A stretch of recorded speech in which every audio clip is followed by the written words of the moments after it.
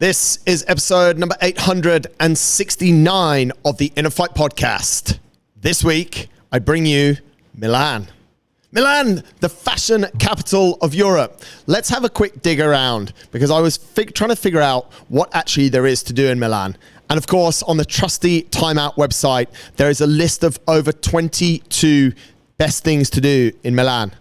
Is that catchy, 22? Do people Google what's the 22 best things to do in Milan? I have no idea why this article is entitled the 22 best things to do in Milan. And no, I'm not going to go through them all. However, if you're not interested in the second half of this short 5-minute show, you might be interested in the next 60 seconds of things to do in Milan if you're looking for a city break. Number one is visit the Duomo. I can't even say it, and I'm not even going to try.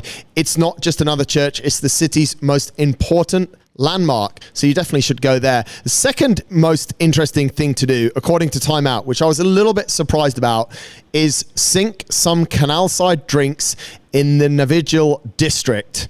It's constructed over hundreds of years with input from Da Vinci himself. I'm not sure what he was sinking when he was over there, but that might be something interesting to do as well. And number 3 of 22, you can go and have a look at the other 19 yourself, is marvel at the Last Supper, perhaps one of the most famous paintings in the world. Da Vinci's The Last Supper has been reproduced to death, but you can see it here.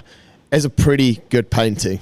If I was into that stuff, I'd definitely go and see that. What I want to speak to you about today is not only those 3 things, but also, and it doesn't actually make Time Out's list of 22, maybe it was the 23rd thing, is the Milan Marathon, which takes place on the 7th of April this year. You still have plenty of time to train for it, 12 weeks from now, basically. If you followed along with the show last year, or you checked out what happens over on InnerFight Endurance Instagram, or our own InnerFight Instagram, or if you read our mailers, you would have known that in 2023, we traveled as a team to 2 international marathons. Both of them were super successful on a number of different levels. And a lot of those levels are actually not too much about the running at all. If you're looking for a city break, if you're looking to go and combine that sightseeing, those sinking drinks in the canal with Da Vinci or whatever he was doing, with a little bit of a goal, a physical goal to work towards, that this is something that might tick that box for you. It's the start of the year. You might not have set those goals, even though you listened to the show that I did a couple of weeks ago on preparing for 2024. You might not be quite ready yet. This could tick your box. It's 12 weeks away. There is a marathon, 42.2 kilometers. And there was also, which it's a little bit awkward, but there's a relay.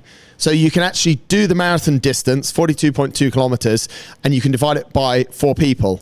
It gets a little bit more awkward that you don't divide the distance equally. I have no idea why. Maybe it's because of how the city is set up, but one of your runners is going to do 12K, the other's going to do 8, and then another's going to do some, and another's going to do something else. But there could be 4 of you. You could do a team of 4 where you'll each run, shall we say, somewhere around 10 kilometers. There are a whole bunch of people that went on the trips last year to Vienna and also to Amsterdam who've already signed up for this marathon in Milan. And we're expecting quite a few more to sign up as well. Hop over to the website, milanomarathon.it/en, if you want it in English. There's a difference as well. There's the major marathons in the major cities, things like New York, London, which to all intents and purposes are quite hard to get into. They're often quite stressful because there's literally thousands, 50, 40, 60,000 people in those races. And then there are these city marathons in these great cities where, to be honest, they're a lot more relaxed, a lot more stress-free. There are less people.